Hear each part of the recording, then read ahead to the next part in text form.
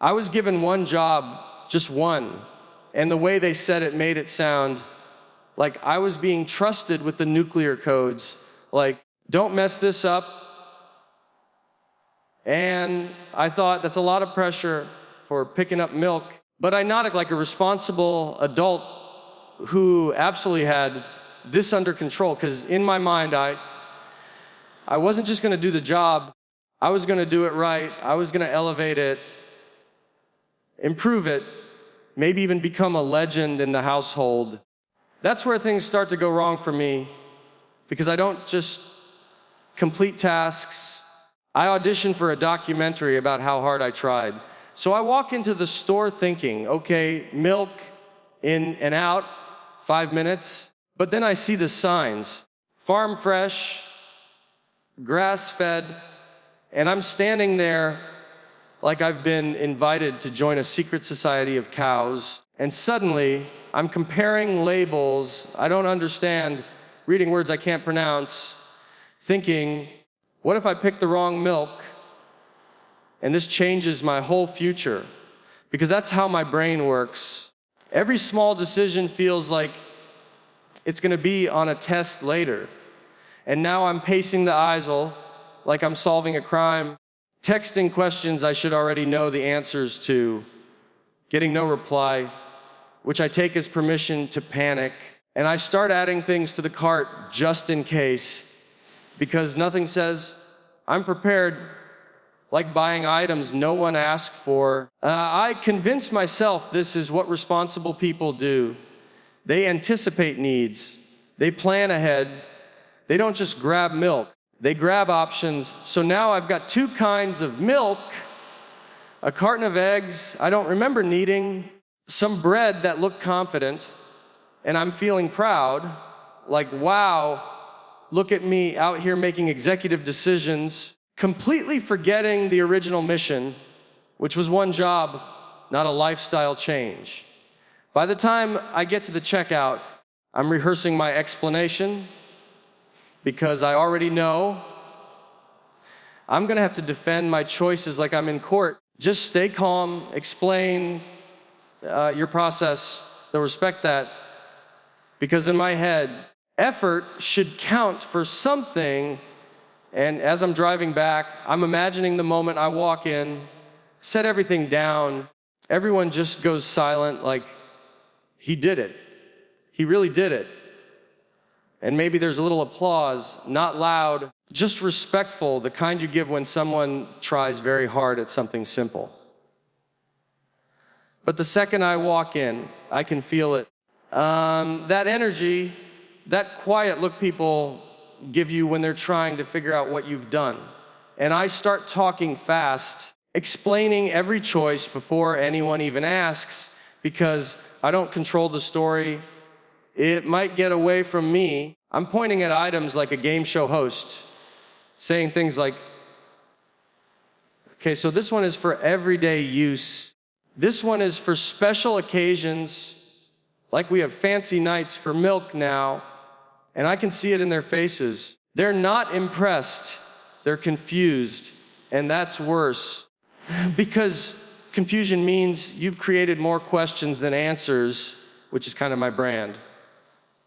And that's when it hits me, standing there with bags in my hands and confidence draining out of me, that I wasn't given one job to become a hero. I was given one job to not make things complicated, and somehow I've turned it into a full presentation, complete with unnecessary upgrades and a speech nobody asked for.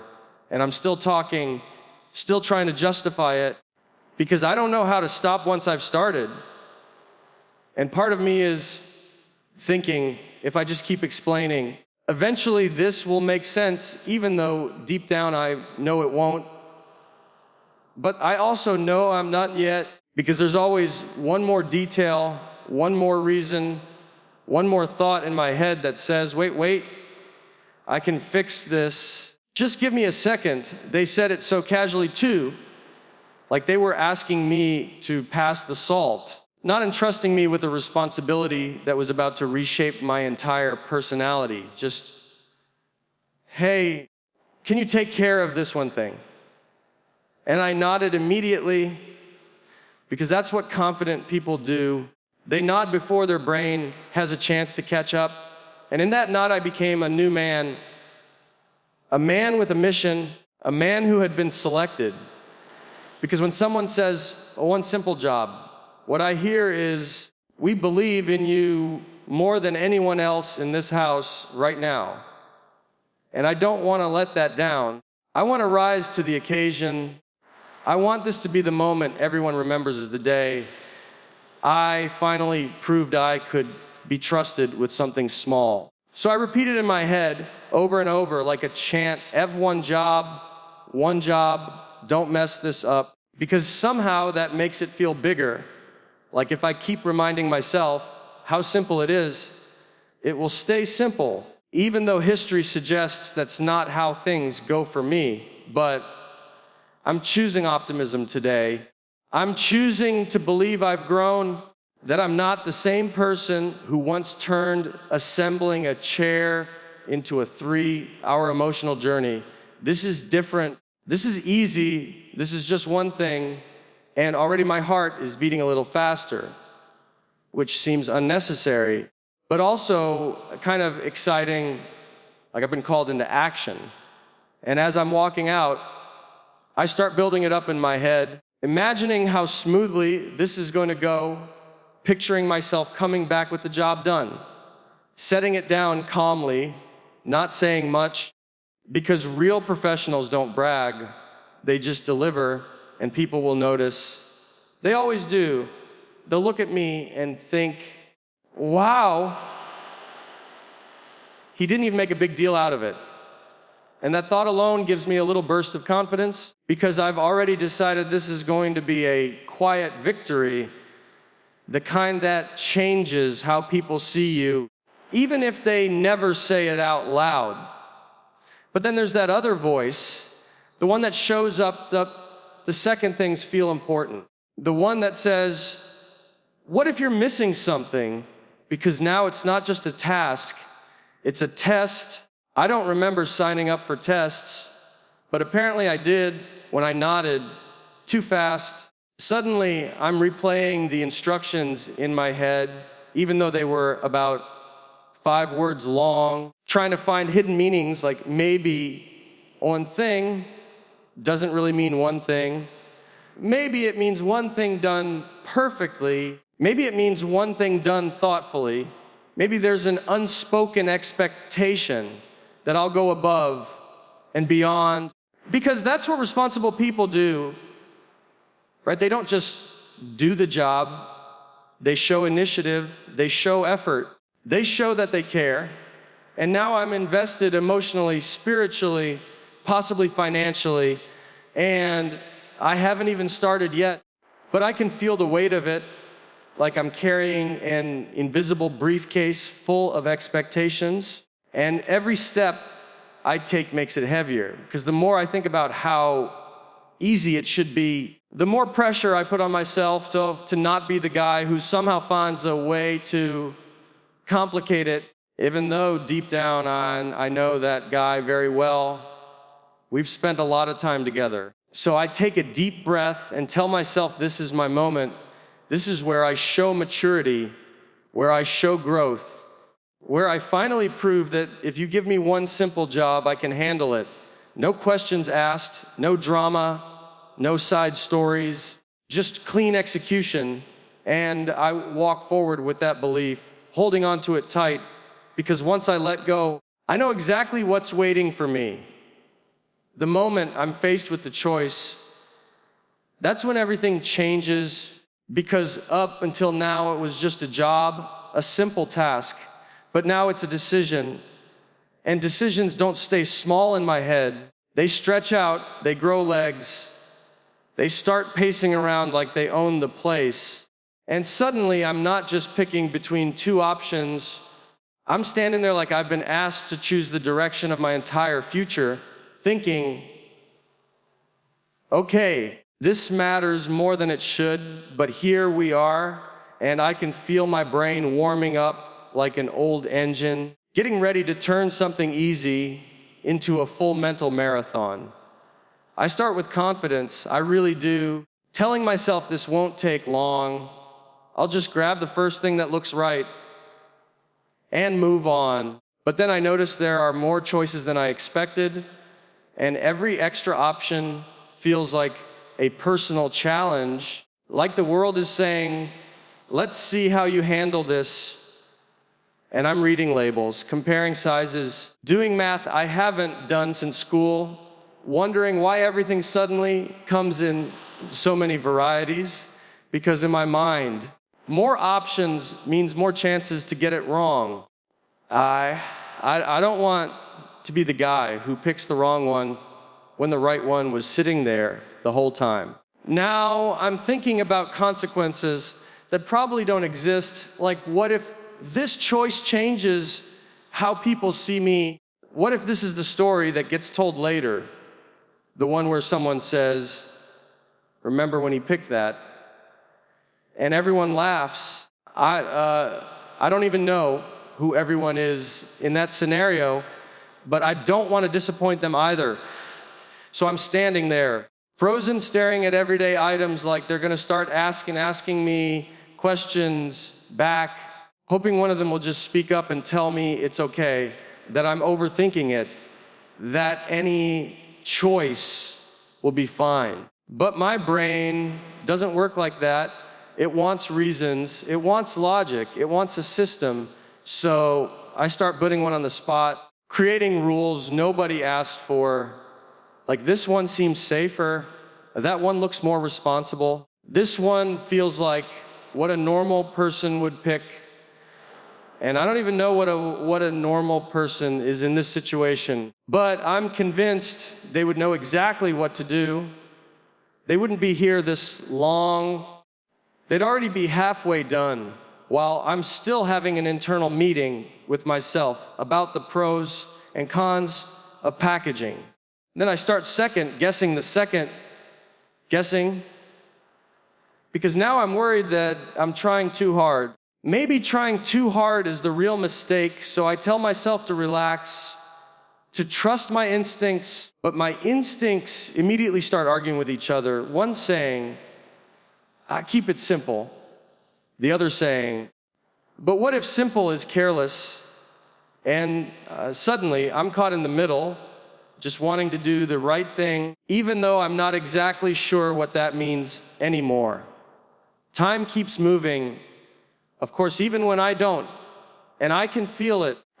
Quiet pressure, that quiet pressure, like the longer I stand here, the more obvious it becomes that I'm turning a tiny moment into a big event. But instead of snapping out of it, that thought just adds another layer to the pile. And they're smart, because now I'm also worried, the fact that I'm worried, and that's when I realize I'm not even choosing anymore. I'm performing, I'm trying to look like someone who takes decisions seriously. Someone who cares, someone who won't be judged later for not putting in enough thought, even if all this thought is doing is keeping me stuck. So I reach for one option, finally feeling that brief rush of relief like I've crossed a finish line, and then just as quickly hesitates because a new thought slips in, quiet but powerful. What if the other one was better? And just like that, I'm right back where I started, staring at the choices, knowing I should move on, knowing I won't, feeling that familiar pull of my own mind, inviting me to stay a little longer. I don't just want to do the job. I want to do it like a hero, like someone who gets remembered for taking something ordinary and making it extraordinary, even though no one asked for extraordinary. And the more I think about it, the more I realize this is my chance, my opportunity to prove that if someone trusts me with one thing, I can turn it into a full demonstration of skill, taste, and judgment. And suddenly what should have been 5 minutes of effort has turned into a full-scale production in my head, complete with commentary, strategy, and what I imagine are very impressed spectators, even if they're not real. I start planning my execution in ways that would make it look like I'm running a company rather than picking up groceries, because in my mind, responsibility isn't just about finishing a task, it's about elevating the experience, showing that I care enough to add small touches that make the world slightly better, even if that world is just my kitchen, even if everyone else thinks I'm being ridiculous, because the satisfaction I get from thinking I'm a hero is worth the extra effort. It's already making me feel more important than a man should over milk. So now I'm adding layers to the plan, imagining what people will think when I return, picturing their expressions, picturing the nods of approval that I hope will come. Because recognition validates effort, and I tell myself I'm not doing it for applause, but secretly I'm rehearsing the words I'll say, the way I'll casually explain why I chose one thing over another, and how I'll make it seem like instinct guided me, when really every move has been carefully calculated, like I'm choreographing a ballet that no one will ever see. And I start adding things that weren't requested, because that's what heroes do. They anticipate needs, they prepare for contingencies, they don't just complete tasks, they upgrade them, and before I know it, I have a list of items that could feed a small army, none of which were necessary for the original job, but all of which make me feel like a responsible, capable adult, someone who can handle responsibility not in theory, but in practice. And I tell myself this is how people earn trust. This is how people get remembered. This is how a simple chore becomes a testament to character. Then comes the internal pep talk, because even heroes need reassurance. And I remind myself that even if things go slightly wrong, my intent is heroic. Intent counts for something. The act of trying at this level elevates me above ordinary people who simply pick up what they were told to pick up without thought, without care, without style.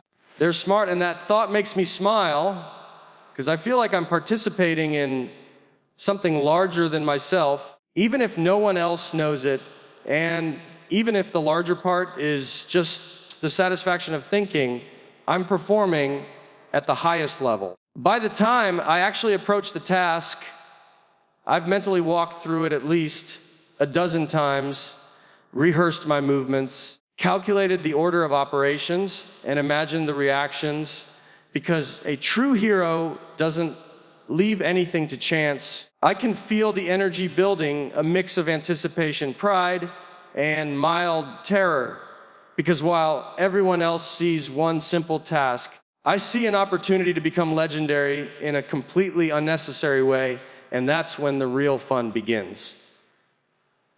And then it happens, the slippery slope of good intentions, where the simple job starts to grow legs and run ahead of me, because I start thinking about what else might be needed, and suddenly I'm buying things that weren't on the list, things that no one asked for, things that feel necessary in my mind only, like a safety net for a task that didn't need one. And I justify it by telling myself, well, if I'm already here, I might as well be thorough. That's when the real chaos sneaks in, dressed in plain packaging, looking innocent, acting like a helper. But really, it's the start of turning one simple chore into a full-scale adventure. I begin scanning shelves with the intensity of a treasure hunter, picking up items I vaguely recognize and items I don't recognize at all, labels as though they contain secret codes about my competence. And I toss a few things in the cart, just in case, because what if someone needs them later? What if they notice I didn't think ahead? What if the entire universe judges me for missing the unspoken essentials that only exist in my imagination? As I pile these extras in, my sense of pride grows, because I feel like a professional planner, someone who doesn't just react, but anticipates, strategizes, and executes beyond the call of duty. Then I start rationalizing my choices in real time, talking to myself under my breath, explaining why I picked this over that, why this will definitely come in handy, even if no one will ever notice, and suddenly the task that was meant to be 5 minutes has stretched into something epic, a mission with multiple objectives that I created myself. And I feel this weird sense of accomplishment, like I'm building a story rather than just running an errand, like the narrative of what I'm doing matters more than the actual milk I came to get, and the more items I add, the more invested I become in the myth I'm creating around my own actions. I notice the cart is getting heavy, the list of extras growing, and that should be a warning, a signal that I've gone too far, but instead it feeds my confidence, because the more complicated it looks, the more heroic I feel like anyone watching would see not just a person completing a task, but someone tackling a challenge with intelligence, foresight, and creativity, turning the mundane into something remarkable. In my mind, that's worth every extra second and every unnecessary addition. Even small, trivial things take on monumental importance now, like the type of bread, the brand of cereal, the shape of the packaging, all carefully chosen, all justified, because I can't allow myself to just do something ordinary when I'm capable of being extraordinary. That's when the shopping trip stops being about groceries and becomes a performance, a showcase of what happens when someone tries too hard, tries with too much heart, too much thought, too much attention, and somehow manages to make the simplest thing appear as if it requires a committee of experts to accomplish. By the time I reach the checkout, I'm carrying a cart full of items that nobody asked for, items that may never be needed, items that exist solely because I felt compelled to anticipate the future. And as I start unloading them onto the conveyor belt, I feel a mixture of pride and terror, because I know this is the moment where the extras will be noticed, where my preparation will finally reveal itself, and I brace for judgment while secretly hoping someone will understand the grand plan I created in my head, plan that took a simple one-item job and turned it into a full-scale expedition of unnecessary effort and accidental heroism. As I stand there explaining my choices, I realize that I've turned a simple errand into a full theatrical performance, complete with commentary, reasoning, and backstory that nobody asked for. And the more I talk, the more I commit myself to this narrative, because once you start justifying things, it's impossible to stop halfway. I can see in my mind how this would look to an outsider, a man over-explaining milk, eggs, bread, as if these items were ancient artifacts, and I'm the curator entrusted with their destiny. I start with the small things, pointing out why I picked this brand. Instead of that, why I considered every alternative, and why, in my professional opinion, my final selection is superior, because a true responsible adult doesn't just choose. He educates, he persuades, he constructs a story that makes the decision seem monumental, even if the task itself is mundane. I notice the subtle glances from others, the polite nods that don't quite match their expressions, the kind of looks people give when they're trying to understand a person who has clearly invested in something trivial that only fuels me to go further, to elaborate more, to explain the nuances, the context, the careful thought process behind every single action, because stopping now would leave the story incomplete. I've already committed to this narrative arc. Each item on the counter becomes a chapter in a tale of diligence and foresight. I find myself gesturing, narrating, almost drawing diagrams in the air, connecting choices like a detective explaining how all the clues lead to the inevitable conclusion that I am, indeed, a responsible adult who takes his task seriously. I begin to anticipate questions that haven't even been asked yet, preemptively answering objections, justifying the extras, explaining why I bought things that may never be used, because in my mind, the explanation itself is part of the performance, a demonstration of foresight and thoroughness, even if the audience doesn't see it that way. The more I talk, the more I realize that the act of explaining has become larger than the original purpose. And that's where the comedy lies. The fact that effort is being confused with necessity, that diligence is masquerading as chaos, that the very act of trying to appear competent has transformed an easy task into a spectacle. Notice my own expressions changing as I talk faster, gesturing more, leaning in as if my audience's understanding depends entirely on my ability to deliver. Because in the moment, it does. I see the incredulity mixed with amusement on faces, and instead of pulling back, I lean into it, emphasizing my points, adding extra anecdotes, elaborating on why I couldn't possibly have done it any other way. The humor emerges naturally from my insistence, my earnestness, my inability to recognize that I may have crossed the line between responsibility and absurdity.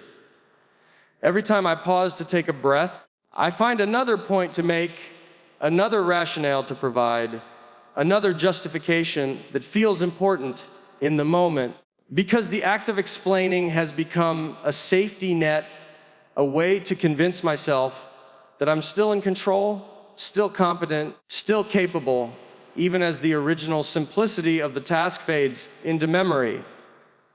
And even though the listeners may only half follow, nod politely, or stare in quiet confusion, I continue because as I've invested too much to stop, stopping would leave the story unfinished, leaving me exposed in a way that feels unacceptable to the careful, overthinking part of me that believes every detail matters, every choice is scrutinized, every explanation is evidence of my dedication to doing the job right. I embellish the story further, adding little imagined consequences for the wrong choices, vivid pictures of what could have gone wrong if I hadn't acted as I did, because the hypothetical disasters justify my present in intensity in each scenario only reinforces the absurdity, the comedy, the tension between effort and necessity, making the audience aware that what started as a simple task has become a stage for overthinking, overexplaining, performing responsibility at a level that no one expected and almost everyone finds entertaining. And then it hits me slowly at first, like a tap on the shoulder I've been ignoring, that the job wasn't complicated, that no one needed a full report, no one needed a step-by-step breakdown, no one asked me to create a saga out of a simple task. Yet here I am, standing in the middle of my own making, surrounded by evidence of overthinking, overplanning, and overexplaining, realizing that the original goal was simple: complete the task without turning it into an event. My chest tightens a little because part of me loves the idea of heroism, the idea that effort should be celebrated, but the other part whispers the uncomfortable truth that trying too hard has consequences, that there's a fine line between responsible and absurd, and I've already crossed it multiple times without noticing. I can feel the tension in my shoulders, the way my hands fidget with the items I carried, like they are tiny reminders of the journey I've taken, and each one seems to silently ask, why did you make this harder than it needed to be? I start replaying the steps in my head, counting the extra trips, the added items, the commentary I delivered, as if I were instructing a boardroom. I realized that the comedy of the situation isn't just external, it's internal. Dialogue between the person who thought one job could be epic and the reality that it was always meant to be ordinary, simple, forgettable, and yet I couldn't resist making it anything. But I think about the looks I've gotten, the quiet confusion, the polite nods, the suppressed laughter, and I know that everyone else understood the assignment perfectly, completing it with minimal fuss, minimal commentary, minimal thought, while I carried the weight of imagination, ambition, and a profound sense of duty that probably didn't exist outside my head. It's one of those moments where self-awareness hits like a cold breeze suddenly. The absurdity of my actions is crystal clear, yet part of me still justifies it, still tries to make it sound reasonable, still wants to believe that effort equals merit, even when the original simplicity of the task contradicts every word I'm saying. Look around at the remnants of my overcomplication, the items that weren't needed, the extra explanations, the stories I told myself about foresight and heroism, and I realized that this is where relatability meets comedy. Everyone has been here in one way or another, overthinking something simple, convinced their effort is necessary, missing the point entirely while trying to shine. And in that recognition, there's humor because the audience can see both perspectives. The task itself, the man who turned it into an epic, and they laugh because it's familiar, painfully familiar. Even as I stand there, feel myself preparing excuses, rehearsing defenses for why it got complicated, why the extras were justified, why the explanations were warranted, even though I know deep down that none of it matters. The task's simplicity was never the challenge, that my own mind created the challenge. And that's the true comedy. Wasn't the world testing me? It was me testing myself and failing beautifully, spectacularly, in a way that everyone watching can recognize and enjoy, because it's human, and human moments are messy, ridiculous, and endlessly entertaining when told with the right perspective. And so I keep moving, carrying the evidence of my overcomplication, narrating internally about what I could have done differently, imagining how the story will sound when retold, the lessons learned, the self-deprecating humor, all the while knowing that the audience doesn't need a conclusion, doesn't need closure, doesn't need me to wrap it up neatly. And they're smart, because the beauty of this moment lies in the realization itself. The point where you understand that one job was simple, you overcomplicated everything, and somehow against all odds, that's exactly what makes it unforgettable.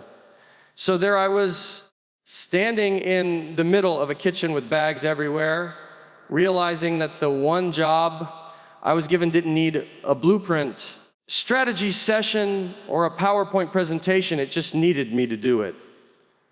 And somehow turned a 5-minute errand into a full-on production, complete with commentary, extra items, and a personal crisis about milk. And that's the thing about trying too hard. It's not about failing the task.